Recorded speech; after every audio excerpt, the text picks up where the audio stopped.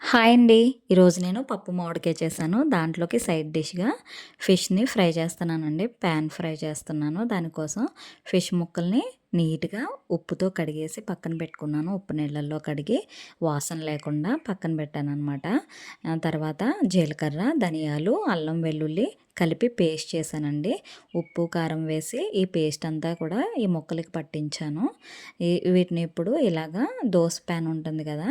ఆ పాన్ మీద ఆయిల్ వేసుకుండి ఇది పెట్టేసాననమాట.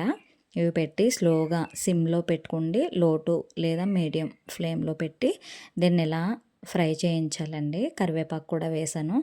చాలా బా వచ్చింది. టేస్ట్ అయితే చాలా సూపర్ అంటే సూపర్‌గా ఉందండి. ముల్లులు అవి కూడా కరకరలాడుతూ అయిపోయాయనమాట. అంతలా ఫ్రై అయింది. ఎక్కువ ఆయిల్ యూజ్ చేయకుండా ఇలా తక్కువ ఆయిల్‌తో ఇలా దోస పాన్ మీద ఇలా ఫ్రై చేసుకోవచ్చు. Thanks for watching.